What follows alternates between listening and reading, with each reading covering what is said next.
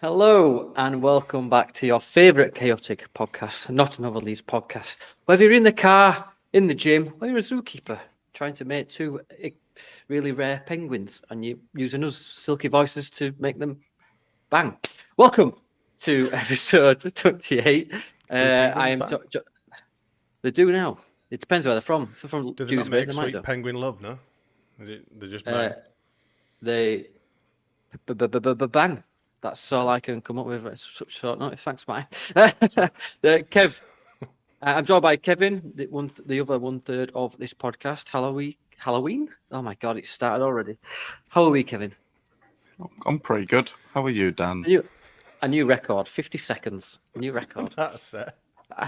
I'm good, thanks, Kev. I got a bit flustered there. And I'm joined by the OKB Boys Ought to Know Better podcast, which are well, you could say regulars, I suppose, now. Smarty, Gilly, welcome to the podcast again. How are we, boys? Yes. Okay?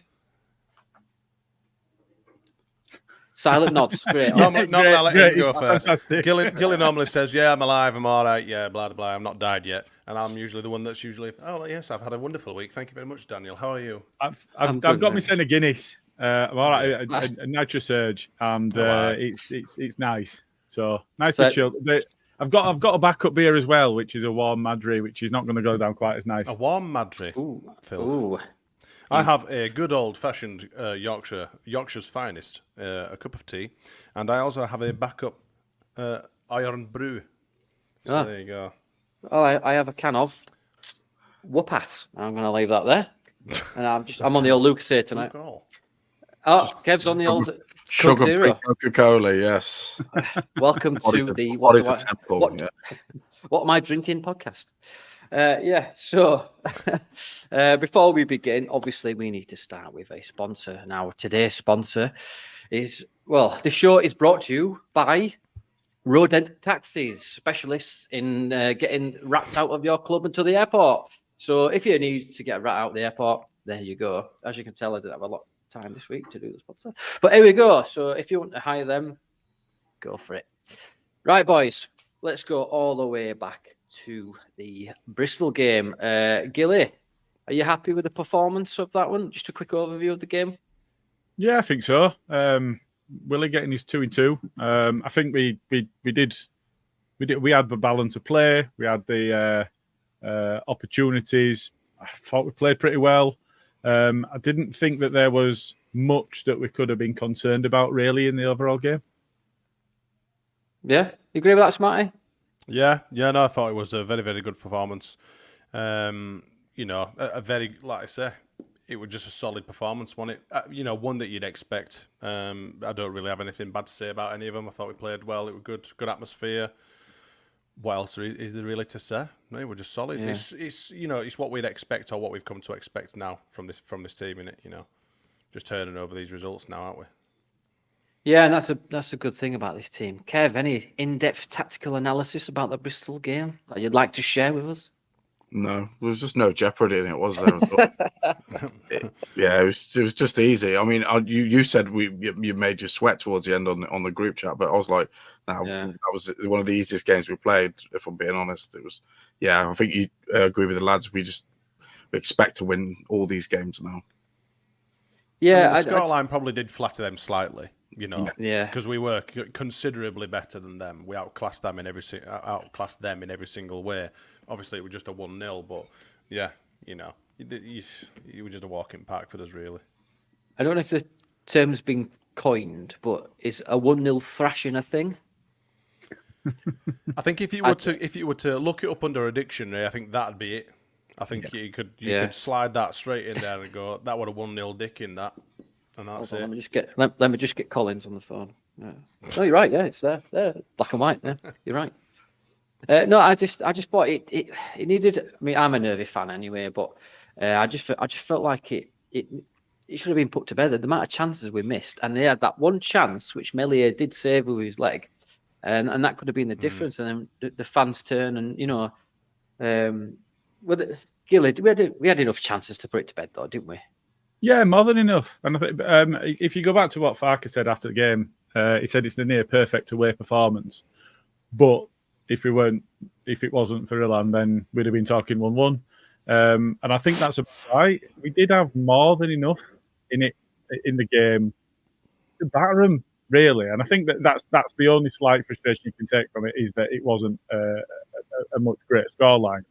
But you can't be worried, because we're in that now where winning's becoming a habit. I think I read a stat where if we win the next game, it equals our record since 70-71. So of home fixtures, and I think if we reflect on that, winning's becoming a habit, and that's what we need to do to grind down that lead that the top two had on us. And we're doing it. So while the points keep coming, it's all right. Kev, do you agree with that, mate? Yeah. Yeah, no, I do. Yeah, honestly, yeah, it's cool. I agree with you. Yeah, right. Yeah. It was funny at first, Kev, but now if there's too much silence, an episode of Hello Hello starts playing, and I can't afford that.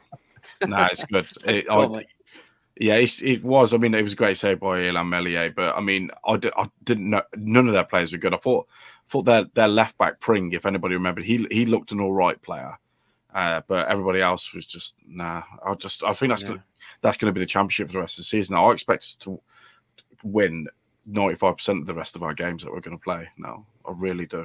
We've hit. To be honest, I thought those were O'Leary, their standout player in net, because he did pull off some good saves. And all right, there were occasions when he shouldn't have been given an opportunity, and the ball was straight at him. Bamford's chance it were a bit of a snapshot, but it was straight at him. Rutter as well, not far out. I thought he were their main player against us on the night. I didn't think he was particularly good. We made him look good in some of the finishing that we had. Oh, yeah. Pring, that's the sound that my hammies make from time to time. Smarty, Gnonto, he's coming to a bit of a form now, but in that game, did you think he played well in that game? I think he played relatively well. It's Bristol, and they're kind of a mid sort of. Well, they're a mediocre sort of side, so you expect him, with all his qualities and sought after prowess, from seasons past, that he would just breeze past these players anyway. But let's be fair, he's been given a bit of an hard time by the fan base, and deservedly so, might we say. But I think now he's kind of brushed all that off, and he's starting to show what he's capable of, and we're getting glimpses of what he was doing last season. I'd rather have a fit and firing Willie Gnonto than a grumpy little shit that's just a miserable little git sat on a bench. So it bodes well for us to have him in our team and playing well, done it really, than not. So then we can sell him in summer. Yeah. I mean, obviously there's rumours of him trying to being tied down to a contract. I mean, Gilly, do you just quickly on Gnonto? Tied down. Well, it's whatever you're into, mate. Ties and latex and all that. Whatever you're into. DM me, Gnonto, if you want some equipment. Gilly, are you into BDM? No, I'm joking. Are you? Where do you stand on Gnonto apart from his legs?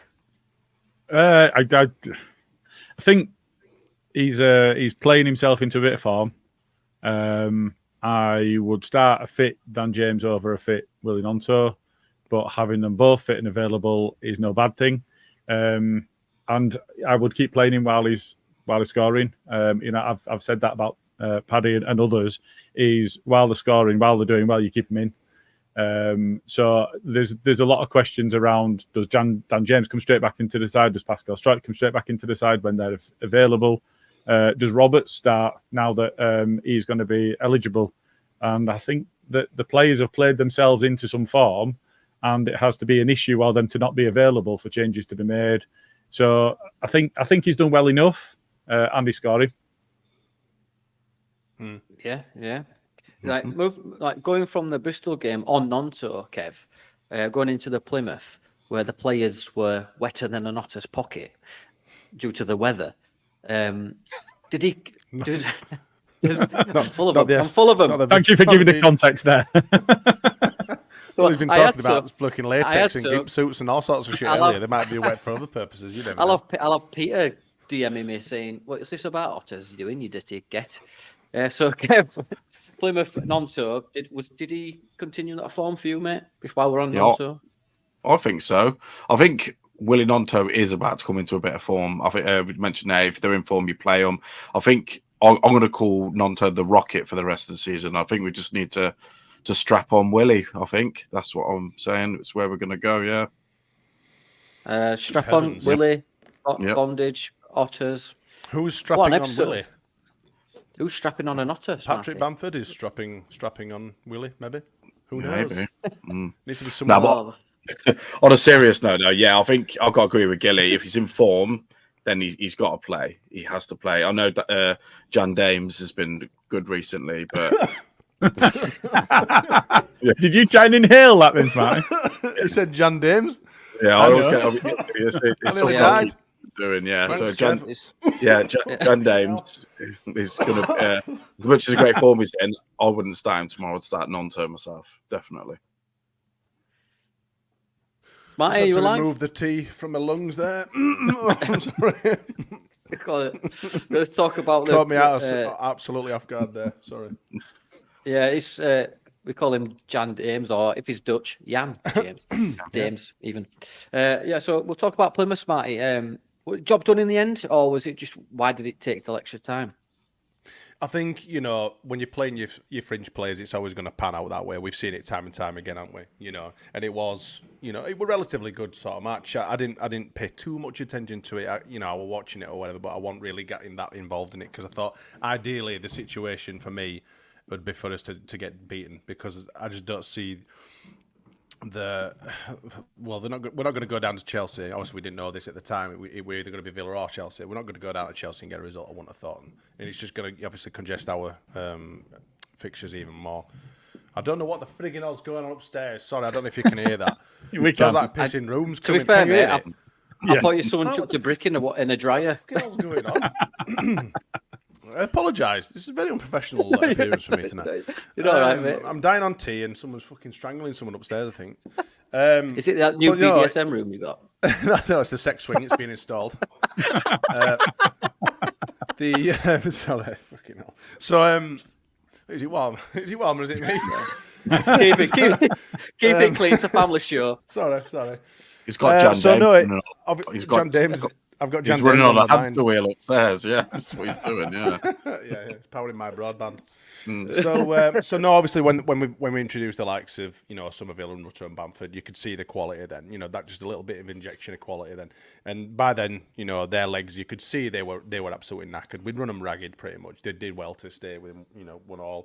And it was just like I say, those are the type of teams that we should be beating convincingly anyway. I know there's a bit of FA Cup magic or whatever, but it were easy. It were easier than it should have been in the end. But like I say, it's going to be a different story going down to Chelsea, isn't it? I think. Yeah, I mean, Gilly, obviously, of course, of 90 minutes, that's 2 points dropped, isn't it? I mean, it's like me personally. That's what I thought because, for me, like the goal for both legs. Me personally, I think Jayden Anthony's been responsible for both because if you look, he loses his man on the first one in the first leg and he loses his man on the second leg. I mean, where do you stand on the Millier situation, Gilly? Was it his fault? Do you hate him? Do you want to go full Brexit and send him back or what? I'm not a send him back individual. I think that he's fine at this level. I do think that we should be looking at better if we get promoted. But I think he's fine at this level. In terms of the goals, I think there's numerous people culpable. I think he could have come for the cross. But at the same time, there were individuals that lost their man. And there's almost there's a ball into the box. So it's all right because Joe Rodon's going to get his head to it. And then on the odd occasion he doesn't, we're having an issue. That doesn't make him culpable. It just means that people are getting used to a capability at the back. And then he went to the far side and he couldn't get there. But I think if you look at their attacking ability, I thought they did all right. Hardy looked all right. Whittaker and Wright in behind him, there were a bit of good movement. I think a set piece was always an opportunity they were going to try and score from. I thought defensively they were shite. I thought Sorinola were awful. I thought Phillips was worse. Phillips is still only a kid, so that's what. Having said that, a lot of people on Twitter were raving about them, so maybe I've just got that wrong. But I thought they were terrible. But they did have some height, and they did get into the box. So on balance, them scoring the goal, it happened. And we've spoken about how one-sided the 1-0 against Bristol was. While ever you're only one goal ahead, you're always leaving yourself open to that. I never felt threatened in the Bristol game. Never really felt threatened in the Plymouth game either, but they did score. So maybe it's that. Maybe there's a false sense of security from the fact that we just keep grinding out the wins even when we're not tonking sides. But then we made some changes and we tonked them. So, Yeah. It's obviously a vast difference from 12 months ago, isn't it? Under that guy. But yeah, I mean, grounding out results seems to be, in Farker we trust for me. Smarty, Melier, Hunchim or throw a croissant. What's your think? Maybe a throw a croissant. I don't know. Are there any other French items? Maybe some cheese. Maybe a white flag. Who knows? Drop-proof weapons. Yeah. It's an age-old question, innit? For the age that he is and the appearance that he's made, he's done very, very well for himself, and he's always got a bit of a clanger in him. But to combat that, he's always, he makes some really, really good saves, and one-on-one, he made that save again, the other night. In that sort of situation when he is one-on-one with a lot of players, I would back him to the hilt. Completely different at a corner, because I would half expect him to either flap at it or punch it out or drop it even to someone else. Like I said, there's two sides to him. So, he's a young kid still, and there's plenty of people that make mistakes, throughout the rest of the team. It's just, if you make a mistake when you're a keeper, ultimately, it leads to a goal. So, no, I'm not going to hate on him too much. He's still learning. He's still a good keeper. He's best one we've got at the minute anyway. So I think he's better than Darlow, and he's better than bloody what's his name, Chuffing Vanilla Ice. Yeah. It's good. It's good job, James. Oh, wait, 2 secs. Wait. Please have a wig. Hold on, I just remembered. For those people tuning in, that was the theme this week. Sorry, we called the dog Indiana. His whips are upstairs. Fucking hell! I'm a big lad. They've got to get that sex swing secured properly. Do you know what I mean? It's got to be reinforced. Not what I've heard. Just so I can jump into it rather than just carefully climb into it. Were you getting installed an Iron Man suit? Yes. It's the big love eggs. The love eggs are like them four pendulum things that swing, but they're not balls. They're love eggs and they vibrate. You two know far too much for this podcast. We're kinky bastards over at No Bet, Well, you need to send me some links. Absolutely. Right, let's talk about Gruev, Kev. What a player, mate. Yeah, it's pretty good, isn't he? Right, he is. Elaborate. You are like Kev. Yeah, no. Yeah, let's all just sit back and let Kev talk. Yeah. He's good. He's good. He's solid. I can't believe we've sat on him for that long, as with the ability that he's got. And I do think we look way more solid with him in the team and in midfield. And I think Pascal Strouk's going to take a lot to get back into the side. I really do. And rightfully so, because he's not the best defender. Definitely. Mm-hmm. I think we're a better team when Ampadu's at centre back, because he can play those passes as well that he does when he's dropping deep. That's it. I'd rather win matches and keep the best team out. So why change something? Yeah, I'm really happy with Gruev. I just can't believe it took him that long to get in the side. Have you seen that compilation of him doing the? Sorry, Kev. Have you seen the compilation of him going on Twitter where he's doing all them his tackles so far? Yeah, unbelievable, isn't it? He's quality. Well, he played in Bundesliga for a long time, hasn't he? He's class. Was it Wolfsburg? No. Bremen, Werder Bremen, I think. Werder Bremen, yeah. Yeah, it's Werder Bremen. I mean, it's quality, and like I say, with Ampadu and Rodon at the back now, it's hard to get anyone to go in there. Obviously, you're gonna have Cooper, and you might see Struijk if he's available for Chelsea. You might see Struijk come back in for that game, but You can't move Rodon and Ampadu from centre back. Not a chance. Stroik ain't better than either of them, is he? Let's be honest. You know, it's going to cause a lot of controversy. Myself and Gilly have been quite outspoken about what we think of Stroik, and I went on Just Joe's podcast and said that I didn't think I think we needed better and stuff like that. Not now. I think he's good for this team and he's good in this league. But going back into the Premier League, you want better players than chuffing Pascal Stroik. I'm sorry. Just my opinion. Wow. Some statement on that, Smarty. It's not though, is it? Because he was shit in Premier League. Most of the team were absolutely dog shit in Premier League. I mean, he did have to play next to Robin Koch. Let's be fair. He had to play next to the worst defender we've had in 20 years. That is true. But yeah, he's got too many mistakes in him for me, and he was making mistakes in this current league now, and he's had Rodon bailing him out of the shit quite a few times, and it goes rather unnoticed a lot of the time. It's subtle the way that Rodon clears up for him. But yeah, it's an opinion. Like I say, it's my opinion, but I think a lot of people are starting to see now that we're a hell of a lot more solid now that we've got a better defender playing in that position rather than Stroik.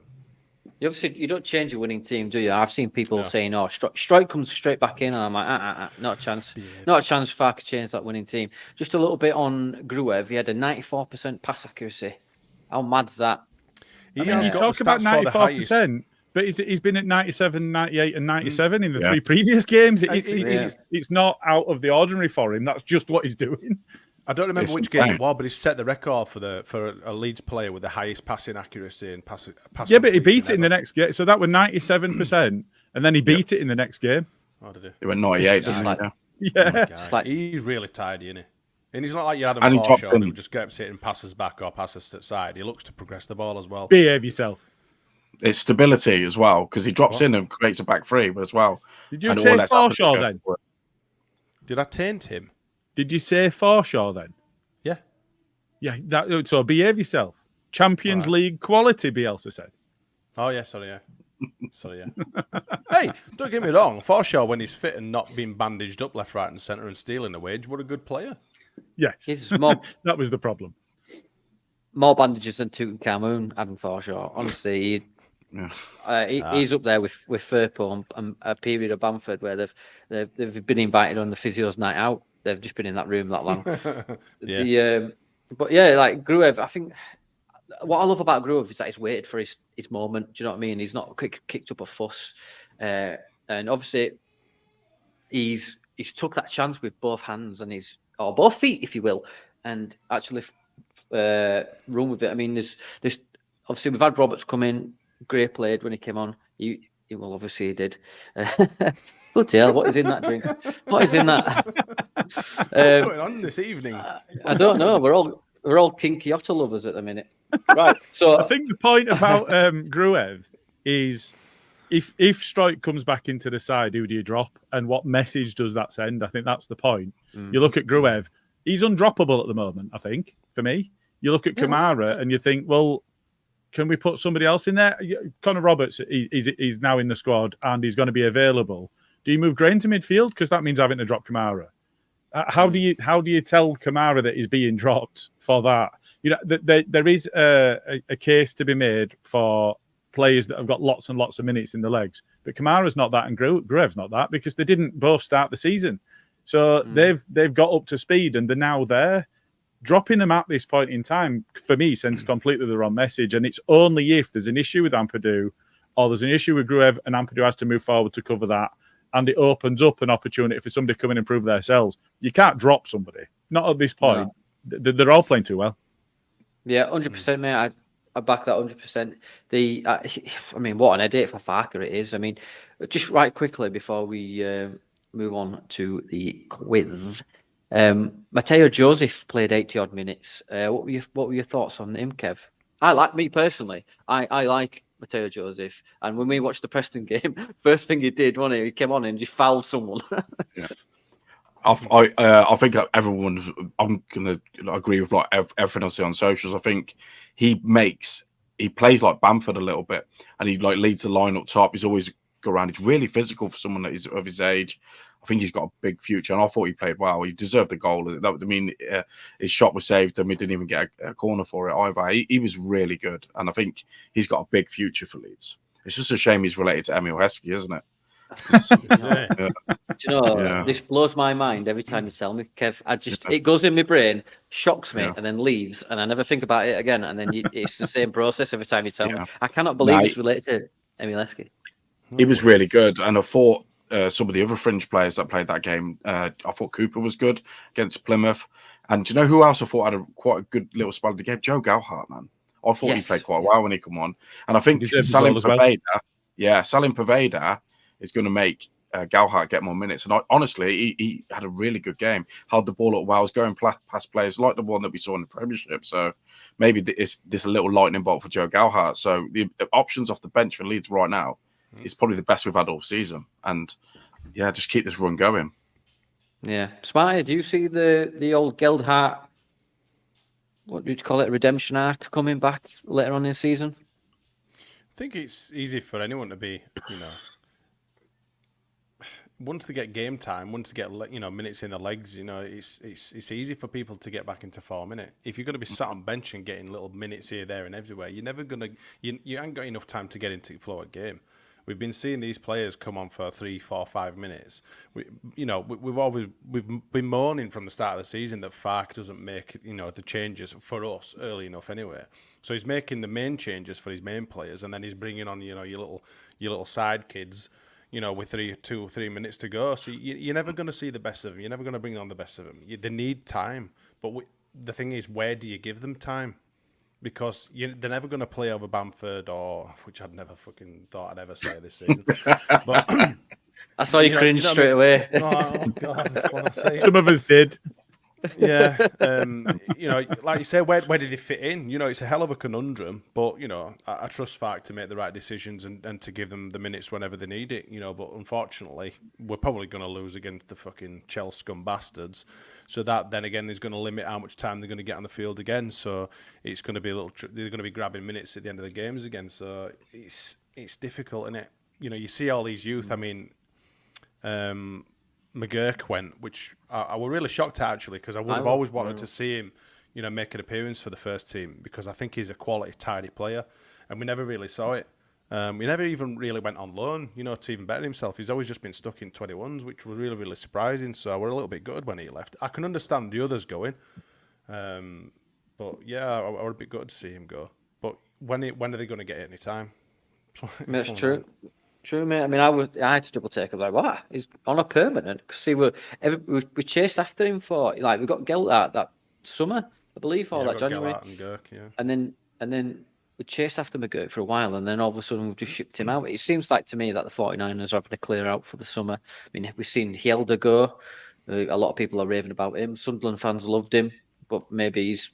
It's just one of them where they don't work at our club but thrive in another. Look at Niall Huggins at Sunderland, and you've got Cody Drama at Birmingham.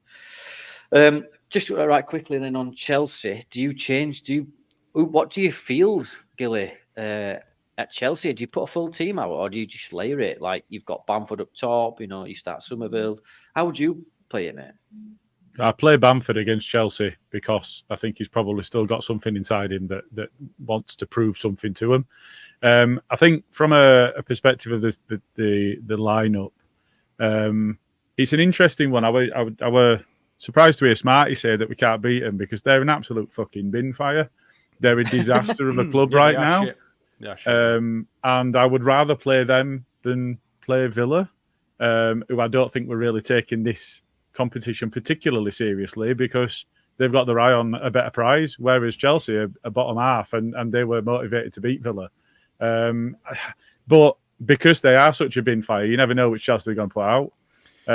So I think we do have an opportunity. I'd like to see Somerville playing that one, even though we do need him for the league. I would like to see him in that one and play him against some quality defence and just see how he gets on. Because we saw him last season, he played well against Liverpool. He played well in the Premier League, but I would like to see him given that opportunity against them.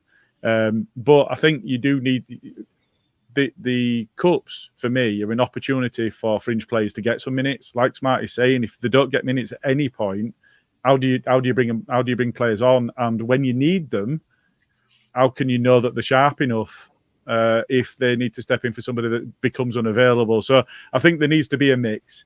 I wouldn't change as many as we'd been changing in previous rounds myself. But you've got to find a balance for me. I just want to touch on a previous point that you made, though, because you talked about redemption for Gellart and you didn't talk about redemption for Gnonto. And I want to know what redemption Gellart needs, because he's done some magic stuff for us and then we sent him out on loan. So what redemption does Gellart need? Redemption was the wrong word because my brain's not wired to my mouth properly. That's the reason. Okay, fine. We can move on. That's all right. What I meant is, I don't know what the word is, to be honest with you, mate. That thing that makes him better. You know what I mean? Like, he needs more time. Gellart needs more time. He's got a Minecraft getting body. His form back. It's just form. Yeah. It's just form. It's opportunity, though, isn't it? He needs to play himself into form like some of the others have had an opportunity to do, haven't Yeah. Kev, just we won't fall out then. that's how Gnonto got back in the team, because he played against Plymouth because Dan Dame got injured. 3 games later, he scored 2 and 3. So it can all happen. Yeah. Luke's got it. Resurgence. That's what I meant. Sorry, my England is broken. Kev, just quickly before you, because I know you've got to go, mate. Just your thoughts about Chelsea. What would you do? And I know you hate them, so. Honestly, I think we should put out our full strength side and go straight at them. I really do. Rutter, Somerville, everybody, and Bamford, because he's always wanted to get one over on Chelsea, hasn't he? Wanted to play, and I think the last time we went to play Chelsea, he got injured. I think even the first season that we went up, or he had a crap game, or he was injured. I can't remember, and he got really upset about it. I would play the strongest team we can against Chelsea, especially after they got a League Cup final 3 days before they play us. Yeah, Yeah, they do. I'm telling you, I'd put out a full strength team and I'd want to absolutely hammer them. Yeah, they've got some 3 hard fixtures. I think they've got Spurs and Liverpool in the final, and is it Scum away? I think. But yeah, anyway, Kev, I know you've got to shoot off, mate. So you get yourself away, and you have yourself a nice Long Island iced tea with an umbrella in it, or whatever it is. All right. Do. Cheers. See you later. Thank you. Bye, see you Kevin. Later. See you, Kevin. Bye, Kev. Right, yeah. So, Chelsea. Let's get your thoughts then, Smarty. My thoughts. Before. Oh God, it's a heavy. Have you seen the fixtures for that week? Friday the 23rd, we've got Leicester. Then Wednesday the 28th, we've got Chelsea. Then Saturday the 2nd of March, we've got Huddersfield. Then that Tuesday afterwards, we've got frigging Stoke. So that is a very, very busy set of fixtures. That. I understand. There's only two difficult fixtures in that, and all right, they're back to back. But then we've got Town, Stoke, and Sheffield Wednesday. I'm not saying that they're difficult fixtures. I'm saying that they're fucking fixtures, and regardless of who you're playing against, that's a lot of energy going to be expelling. You know what I mean? So it's. To put out a full-strength team against Chelsea, I don't think he will. I think he'll probably put a very similar team that he put out against Plymouth, and then perhaps maybe bring some quality on afterwards. Gilly, like he said, they're an absolute bin fire, but they're a Premier League bin fire. And depending on which Chelsea turns up, we're either going to get spanked or we'll make it probably a good game of it. I understand where you're coming from about Bamford, and maybe there is some redemption for Bamford against Chelsea. Redemption being that he would absolutely dog piss in the Premier League last season, and yet we're coming up against a Premier League team this season, or in this fixture, should I say. So it'd be interesting to see how he performs. Personally, I don't think he'll do that well, because I don't think Bamford plays well against good teams. My position on Bamford remains relatively similar to what I have always said. I think against Premier League opposition, he's average. I think against Championship opposition, he's good. So we'll see what happens. I'm hoping to get proven wrong and that Bamford scores a hat-trick, but I really can't see it happening. And I think we'll get absolutely spanked at Chelsea. Bloody hell, Smarty. And Bamford been through enough. Were it you that turned up to his gates? No, it was. No. Leeds 18 bastard. No. I were waiting for him at the petrol station. Get a can in hand.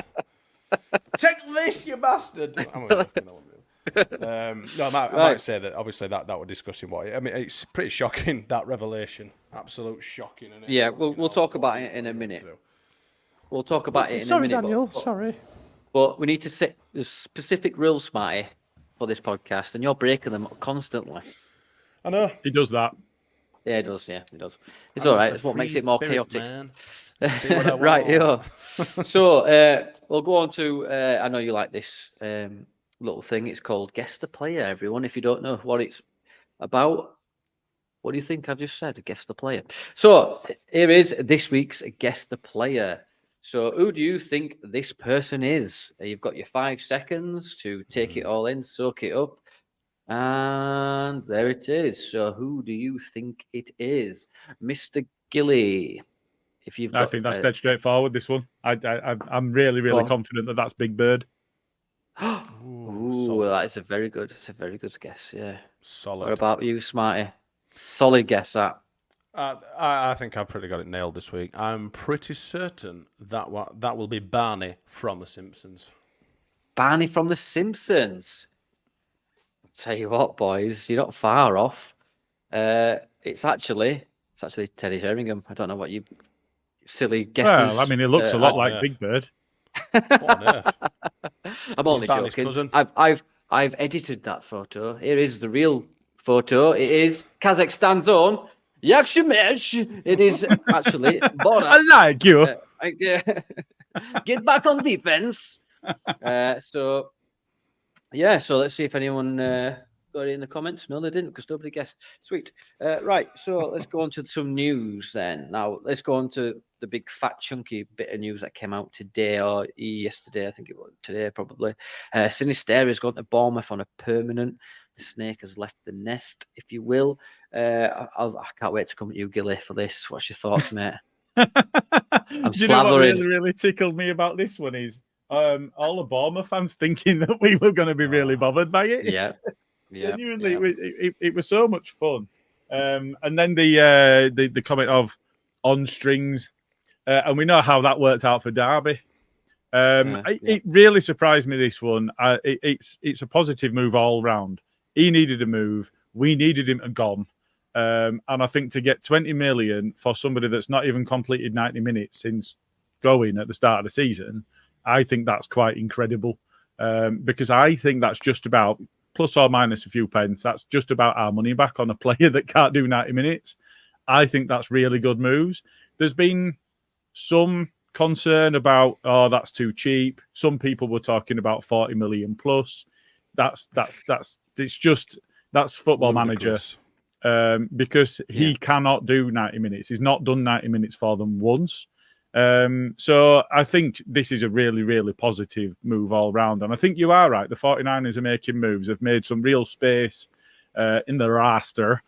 And I think that we are in a position now where not only is there an opportunity to go and do something with that might be signing Mr. Rodon, but really using that money that they brought in from that move to good effect for the squad. But not just that, also making space for other incoming players. And as we touched on from a centre back perspective, while I've rated Cooper pretty much all of his time with us, I think we have to be cognizant of the fact that he's not going to be ready for a Premier League season next season if we do get promoted. For me, Pascal needs to be fourth choice. So you sign Rodon, we still need another couple coming in. So we need that space in the squad so that we can make those moves. And getting rid of the rats, brilliant. Yeah, I agree wholeheartedly. And I've just realised that I'm outnumbered today. I'm the only Nel person here, and I've got 2 Ought to Know Better podcast lads on here. So you've got the power though. It's an OKB I've got sandwich. The power. But I'm the shit in the middle. So we're like a transformer, right? And we just merge. So I present to you not another Ought to Know Better podcast. Nice. I like it. It's like Power Rangers and shit. That's what I mean. You have to like a Power Zord thing. Smarty. So obviously we got rid of Sinisterra. Just before I get your views, but I saw a tweet earlier, right? And it was some Bournemouth fans saying that they've got Max Aarons, they've got Tyler Adams, they've got Sinisterra, and they've got Ariola. Sorry, Ariola. Yeah, the Ariola, Mr. Nipple, I'll call him. So they've got Mr. Nipple. That's fine. He wants a Premier League. Premier League has pulling power. I get that. I'm happy with Farke. It made sense to go with Farke. It's right to say that in hindsight, but Farke's better for me. Max Aarons, he's Archie Gray. Do you know what I mean? That's for me, biased, I know, but I think Archie Gray is better. And Tyler Adams has played 20 minutes since September. And we got 25 million for him. 25 million. Do you know what I mean? Hey. Now they've got Sinistera, whose knees are made of wet Kit Kats. Do you know what I mean? That have spongy. Yeah, spongy. So I just don't see. Me personally, I think we've got 45 million for 2 injury-prone players. I'm happy with that. They can have Ilia and Max Aarons. Do you know what I mean? That's fine.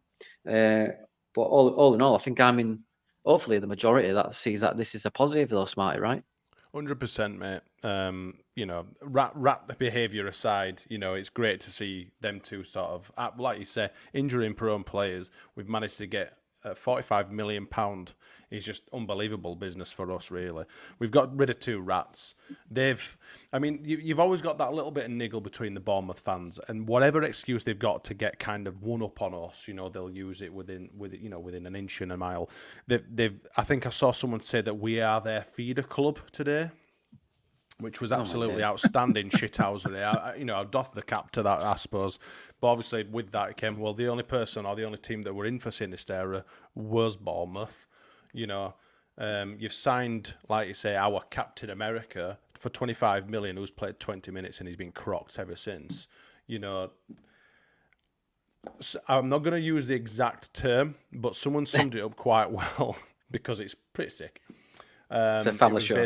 They said that obviously we're their feeder club, and it was like us being their certain substance dump. We've basically dumped a lot of shit on them. So there's 2 ways to look at it, but yeah, the amount of Leeds fans that were triggered by a few of these tweets today were absolutely unbelievable, though. They're just at the end of the day, they're just provoking a response from us. They aren't worth our time or energy. They will be down at the bottom of the table again in the next couple of seasons. And you know, I think they called us a yo-yo club. There were all sorts of shit coming out, and I'm just like, you can call us whatever the fuck you want. I kind of hoped we'd get them in the FA Cup. To be honest, I would have loved to have played them. But, you know, we'll have to see. But there are some mouth-breathing pricks in our fan base on Twitter. That's what I'm saying. That are very, very easy to wind up. Of course they are. They were chomping left, right, and centre, and I was just reading through it. Why have you responded to that? What on earth is going on here? You know, myself, Luke, I think you have obviously nippled a bit, but actually, you know, tried to construct... Nippled? Nibble. You said nipple then, didn't you? Did I say nipple? Well, it's this man here, bloody host with his sex swings and his bloody gimp suits. He's got me all excited, lads. And he's Orioles. It's the like running studs, running studs tonight. Do you have to put plasters on your nipples when you go out for a run? I'll take them off. So yeah, football, they're an absolute nothing club. They've got 12,000 seater stadium, for fuck's sake. It's just, mate, you enjoy your Premier League while you can. Leave the rest of it to us fucking big boys there. Yeah, I mean, obviously you mentioned Luke there. Right? I doff my cap to Luke. I put a meme out yesterday, and it's a picture of Luke in the trenches, and he's constantly just baiting people, we're not arguing, telling people what's what, and I like it. I mean, Gilly were out there today. I saw Gilly, and I see Smarty, you're there as well. In fact, I'm going to start a regiment or something, a platoon of. Do you know what? Luke's always been at the forefront of a lot of it. You know, he's usually sending us, oh, look at this wanker here, look at these lads. And me and Gilly have proper jobs, so we don't get that much time to spend all day on Twitter. But no, I mean, to be fair, I've stayed clear of it for a little bit because it's just a cesspit in it at the minute. I don't know what's going on at the minute on Twitter, but I don't have a right lot of time for it, and I've kind of taken a bit of a step back from it. But every now and again, you know, Gilly or someone will share some absolute shit takes or something, and I'll have to go, nope, I've got to go in here. Here we go. I'll have my say. Like I say, machine guns at the ready. So yeah, it's fun sometimes, but most of the time it's just bollocks, isn't it? I think I just saw a comment here. Sorry, it's really thing. Basically said that we got 20 million for him. Why not wait till the summer? I think the clause was if we could buy him now for 20 million rather than wait for a bidding war because there'll be clauses inserted and payments in chunks. And we've got the full 20 million as one chunk rather than in installments and stuff. So I think that's really. That's what it was. Harrison. Apparently, there's whispers of Harrison. That's got we've got a verbal agreement with Harrison for 20 million. I'd take 20 million at this point for him. Some Everton fans are set on him, but I mean, Harrison. I think he's his mum is. I bet his mum's packed his bags for him already. Bless her. His little Bielsa pajamas and that. I think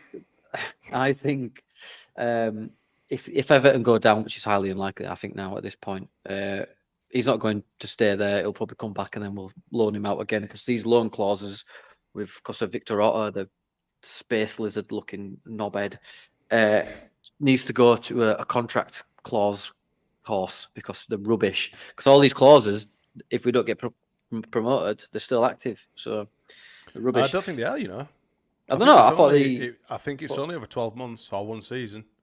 I could have sworn it.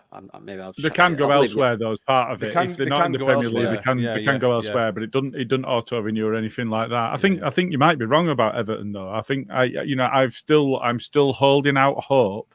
You look at their form, and it's absolutely terrible. And you look at Luton's form, and I rattled the entire Luton fan base, all 5 of them this week. But if you look at their form, they've won 3 out of the last 5 league games. Everton have won none.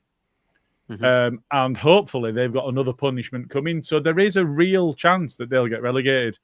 I think when it comes to, I would. So after they took dodgy Rusky money to have the naming rights for a training ground that nobody cares about, so that they could just funnel money into the club and that sort of rubbish, it would be brilliant if they got relegated. And they would be in real bother. And after the way that their fans went on at us, that would be great.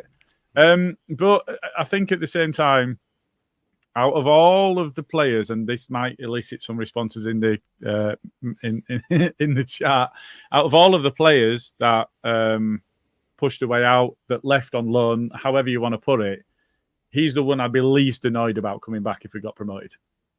Yeah. Because out of all of them, I think that he's the one that you can rely on to actually put a shift in.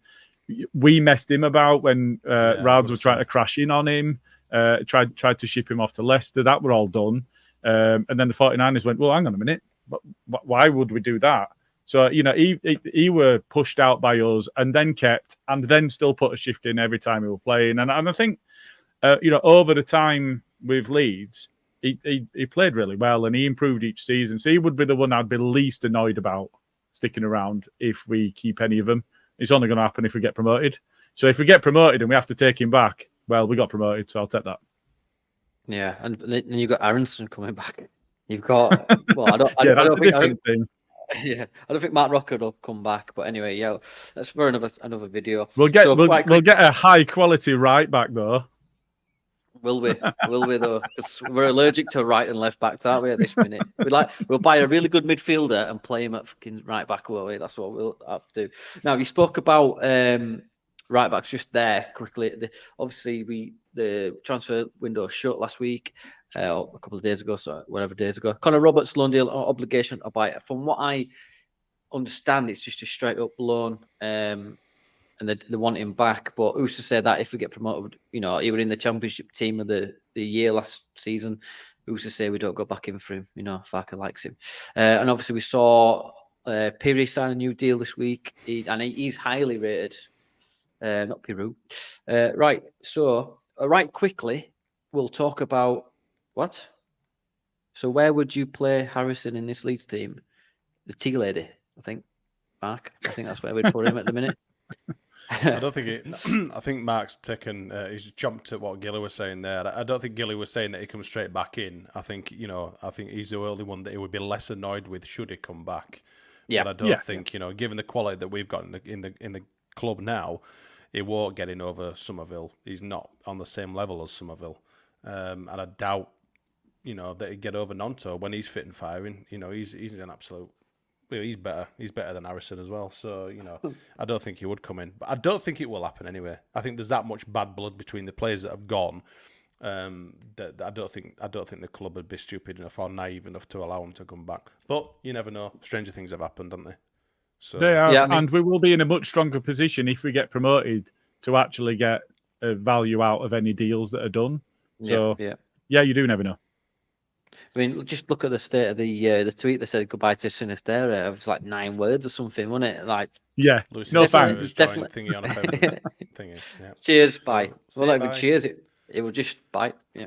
Get your own taxi. Did they? Paveda, right quickly, he's gone on loan to the Owl Botherers.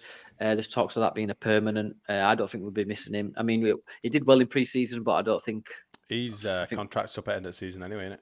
Yeah, but I think So he's apparently there's some sort of thing that it might be a permanent. They might offer him a contract at end of this loan, which we've got a few players doing that. Right, quickly, very quickly, Farker's got manager of the month, the curse, if you will. But he's the first manager to win Leeds manager of the month twice in the first season.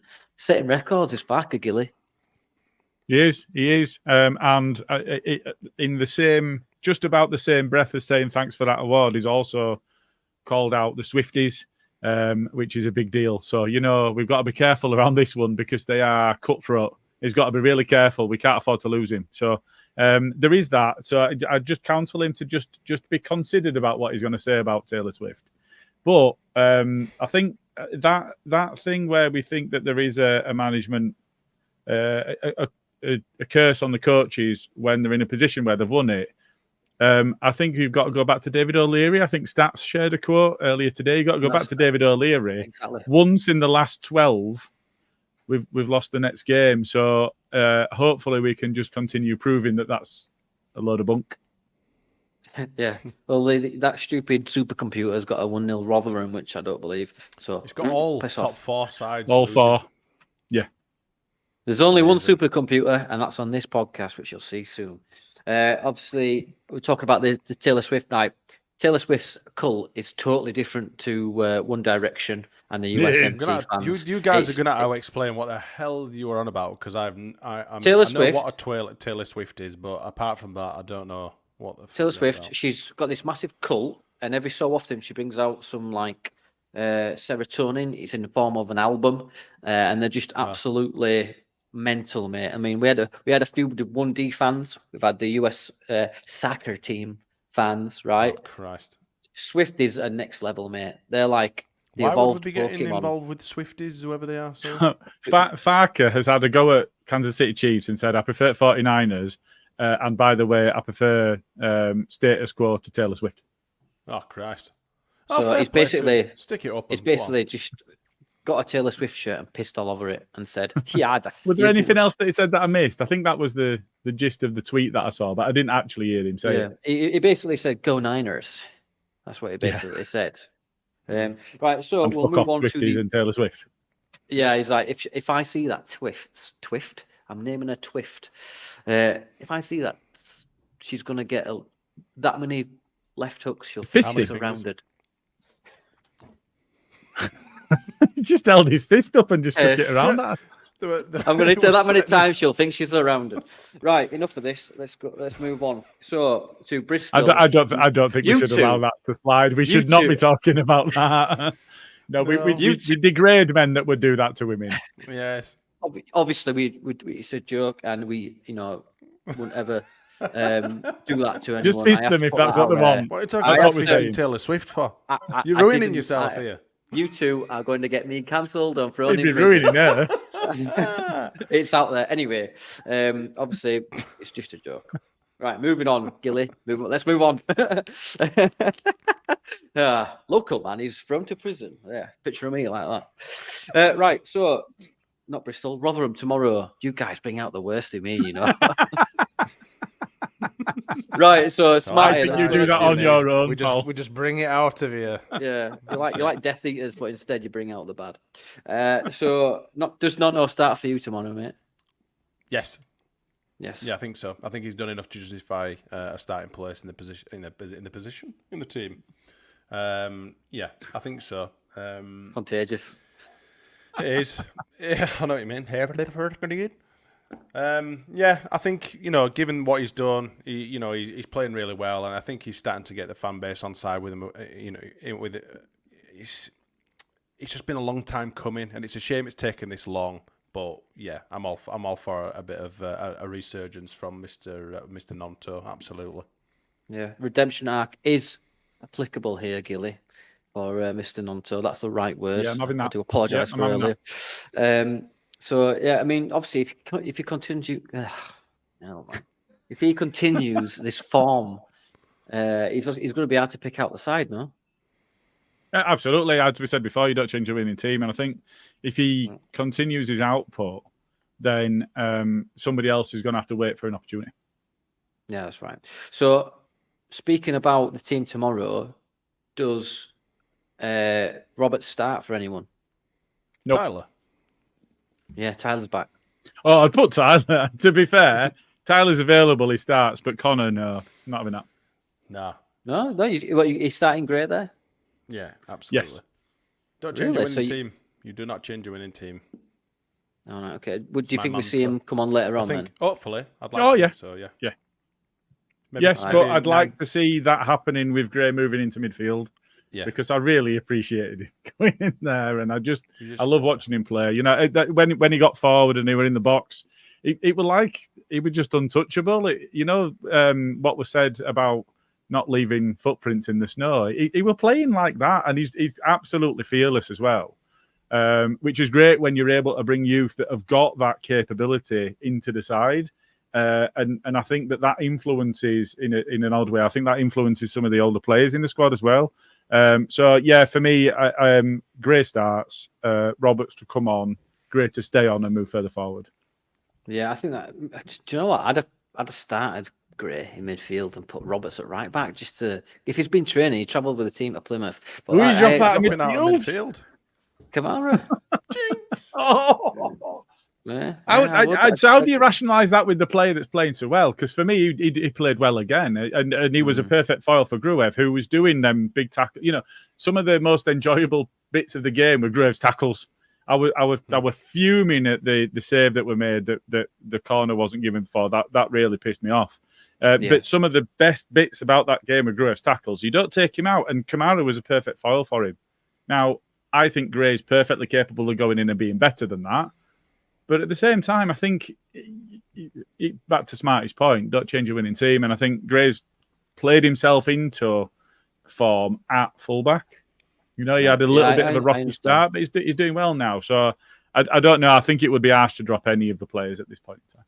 Well, that's what I mean. That fortunately, it's not our decision to make, but it's all about, is it managing minutes for Archie? Is it managing minutes for Kamara? Well, maybe done all season, hasn't he?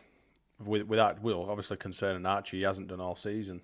You know. No, and he stood up to it, hasn't he? But I'm just interested in why Danny hates Kamara so much. Well, it's because he owes me money and he's not paid me yet. Why do you hate Leeds? He likes to DM me on my podcast account, and he says, "Look, mate, can you mention my name a few times and I'll give you a couple of quid?" When I have done, and he hasn't, so I'm trashing him. So pay up, Kamara. Oh, he's got a text. Oh, he's just transferred money. I love Kamara, mate. I think we should never change a winning team. You know what I mean? I think that's it for now on. I think just go in unchanged tomorrow, smash them, and then unchanged. Yeah, come on. Yeah, unchanged from which game? The winning ones. So we won in the cup. No, well answered. No, I unchanged from league, surely. Bristol. You know, the last league game. Yeah. That's Bristol. Right, so let's get a predict. Obviously, Rotherham are in the form table. They have lost 2 and drawn 2, and obviously, I think at the rock bottom, I believe. But they'll just. I am fully thinking that they'll just shut up shop and just try and play for the draw, because they're crap and bother Millers. What even a Miller is. Leeds are first in the form table. Obviously, we're unbeaten this season. This year. Let's get a score prediction then before we go on to the next segment. So, Gilly, I'll go for your score predictions and or scorers. So I'm going to go 3-1. Tend to go 3-1 for a lot of predictions, and it's done me all right so far because I'm top of the Ought to Know Better predictions league. So I'm going to stick with that for now. I think their goal will be an own goal. I think it'll be Melier makes a mistake. And I think that we will see Paddy get 2 and Summer will get 1. Why do you hate Melier, Gilly? Yeah. Do you know what I mean? Because he's shit. So much? Fair enough. Because he's a cheese-eating surrender monkey. Wow. Keep it going. Go on. No, because no, I'm going to stop there. Stop there. Leave me a little bit. He's a Taylor Swift fan. Yeah. Fuck Taylor Swift. Hashtag. I'm going to clip that up. He's going to clip that. He definitely is going to. I'm going to put it out there into the ether that is the internet, and next thing you know, you'll be working. Just cut me out of it. Cut me and you out of it, and just have Smarty on there. Just saying that. Yeah. I'm not even repeating it, just in case you get me as well. I don't give a fuck. I'll take on some teeny boppers on fucking US and there. I don't give a shit. Fuck them. Fuck Taylor Swift. Fuck everyone else. Oh, wow, he's gone for the world. Go on, I've got Leeds fans behind me. Fuck Taylor Swift and her little cronies. Anyway, mate, Swifties start on you, and everybody else backs off. Yeah. Come on, Spiders, get a prediction. I would like to go 4-0 Leeds United. I think that Rodon is going to score. Bullet header. Nice. Bosh. Somerville, Gnonto, and I'm going to go Dan James if he starts. Is he fit, is he? I think he might. Is he not? Is he not fit? Are you sure? I think Farker said he might be available. Okay. But that means he's not going to start. I think if Dan James plays, Dan James scores. Nice, yeah. I'm going to go... No, right, okay, I've got it in front of me. Jamie Shackleton will train today and may return to the matchday squad. Dan James is improving but will not be available. Pascal Stroik and Stuart Dallas remain sidelined. Yeah, we'll never see Dallas again, will we? No, he'll go on a free in the summer, I think. His to be fair, Cal put him out to pasture 3 seasons ago. Yeah, over the hill. Him and Luke Haley. Yeah. Oh, yeah. So I'll go 4-1. I do believe that we'll have some cock up and they'll get a consolation goal. But I like to think Bamford, even Peru, PP. We are going to concede against Rotherham, surely. Well, we did last time. Fucking hell. Yeah. Anyway, so let's move on because I know that you've got to get away and start on your tap routine. So obviously this next segment is Top Knob. So this week, what we do, if you're unfamiliar with Top Knob, is that we nominate someone who's annoyed us or really pissed us off, and we put them in the middle of contention, and I am the deciding vote. So let's get into this week's Top Knob. Top Knob. Best jingle in the game. Now, I'll come to you, Gilly, first, mate. Who's annoyed this week? All of Bournemouth. That's a fair one. If you're watching, obviously get your comments in. Let's see some nominations in there. Smarty, who's annoyed you this week enough to put them in the Top Knob basket? Well, Taylor Swift fans, obviously. Oh my word! Tripling down. Wow. Both barrels. Feed them rice. Yeah, I think Bournemouth fans. And Taylor Swift fans, whoever else. Hey, we'll have a Bournemouth Taylor Swift fucking mix. Hang on a minute. If you can have 2 answers, I'm saying all Bournemouth fans and all Luton fans. Okay. Oh my God, you guys are going to send me to prison. I'm going to be in HMP Wakefield soon. No, what are you in for? One of the lads went for Taylor Swift, didn't they? They're hiding me gruel. Like that. I'm going to go with the. I'm going to go Bournemouth fans just to try to rattle us because it's not the first time they've had this nomination. That was a right click, by the way. I heard that. Yeah. Bournemouth fans, you are this week's Top Knob. Top Knob. Right, we're nearly there. Hopefully the armed police. It looks like it's been an absolute proper slog for him. I'd just like to know how much he pays for all his graphics to be made because they're all excellent. They're brilliant. Why made them, like I made this? Them all myself. Why do I get these? No, you didn't. I swear to God, I made them all No, myself. you didn't. That's professional shit. That. Well, thank you. Generally, all mine. All natural. You made ours, didn't you? Yeah, I made yours. Yeah. So right, as you guys know, for the listeners and the viewers at home, I'm a millionaire from all the sponsors that we get and all the money I do. I've built a supercomputer and it's called a NALP 3000. Shit. One of it. No, hang on. I don't think we have discussed it, and we said we were gonna Top Knob is anybody that turned up at fucking Bamford's house. They can all get in. Oh yeah, we didn't, did we? Well, I tell you what, those guys have turned up to Bamford's house. You are this week's Top knob. Yeah, if you're watching. That's fair. Knobs. Right, so I built a Is supercomputer. that the first time we've had a double dicking on this? Say something, Danny. Say something. Probably. Anyway, I built a supercomputer. What double dicking are you? Two talking top about? knobs. Oh, Come it's on, three now. Smarty. Jesus. Oh, four. Quadruple dick. Oh, Or at least a triple dicking. Hold on a minute. Why are my subscriptions going down? Oh, no. Anyway. Right, so We're not getting obviously invited back, are we? Or is it just a beer? I'm allowed back, but no beer. It's the Guinness. Right, so let's here is an ELP 3000, which I built myself, and I have nothing to do with the question. So here we go. Calculating. Question found. Would you rather perform a nude scene in a movie? Or Bamford take a penalty in a playoff final?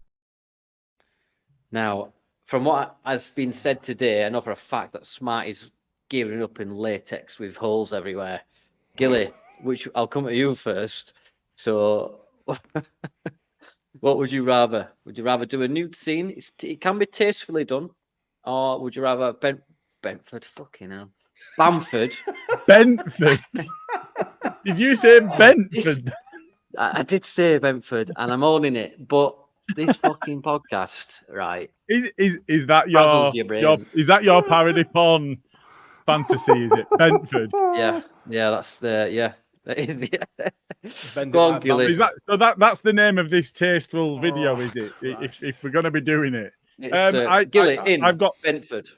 buns of steel.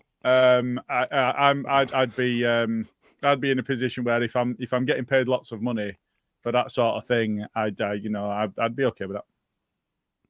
Okay, what like a Buns of moonlit steel. scene in a rom-com or His ass like is airier Braveheart? than his head. Well, I mean it is, but that's not saying a lot, is it? Buns of steel. That's fair. That's fair. Go on then, Smarty. Let's see what else you can throw out and get me cancelled for. Okay.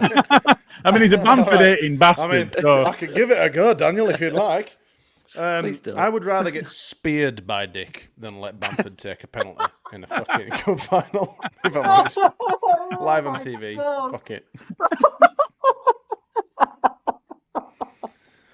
I'll do whatever you want. I will do whatever you want. Whatever you need me, Mr. Spielberg, I'm there. No, You want me all fours with an apple in my mouth? Absolutely. Let's go. You know what? No problem.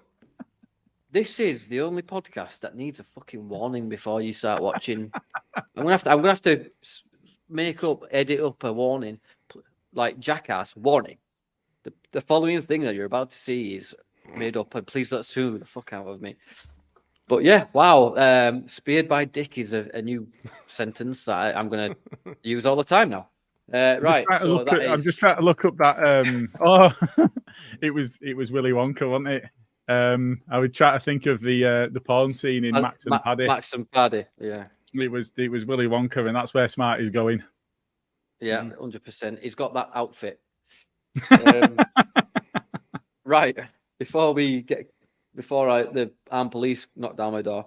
Thanks to everyone for watching, putting up with us. I'd like to thank my guests, Smarty and Gilly, for this is the maddest episode we've actually done. Well, it's your fault for saying it were chaos on your bloody thingy, mate. If you'd have just said, It's this will be absolutely the what most you did. politest podcast ever, I'd have come in here with a little floral dress on and been all There's a sweaty, difference such a good between boy. there's a difference between chaos and bedlam. It's just like, do you know what I mean? You're welcome. I laugh. Yeah, no, I fully enjoy it. We fully basically enjoy come it. on here and just set fire to everything and gone, right, cheers, thanks for watching, see you later. And I've drunk loads of water, and I've got only one way to put it all out. Anyway, so Sorry, yeah, we'll do everyone- round 2 on Sunday. You're with us on Sunday, aren't you? So My turn. Are you joining us? Are you? Yeah, Oh, yeah, shit. I'll be there. You Sunday. could have warned me of that before we started. Right. Yeah, there we It's go. payback So now. yeah, you can catch. Is that the next Ought to Know Better Lads Sunday? that'll be It the is. Baradi and Coke on Sunday. Yes, Sunday It morning. is. Barney and Cogan. And yours truly will be there to set fire to everything, and I'm bringing petrol. Right, so thanks very much. What are you drinking today? He says. I'm now a warm Madry. I did have a very nice pint of Guinness before it, but warm Madry is not the one. It should be known that Madry has sponsored today's podcast. So if you buy a Madry, please go like and subscribe, and you get 10% off. So everyone, thank you very much for watching this Bedlam episode. Hashtag Bedlam will be the thing. Please like and subscribe. We are on the road to 500 subscribers, so we're nearly there. Thanks again for Smarty and Gilly coming on. Kev as well, who had to jump off earlier. And join us Sunday, where I will be swinging with these two. Not swinging, swinging fists. Mate, can't help it, can you? You just leave it can't until help after the You just set them up and we'll fucking knock them out. It's just snowballing now. You do what you want in your own time, pal. Yeah. Well, in smart, I'll be in adults and all that, you know. I'm setting off to Smarties in 10 minutes.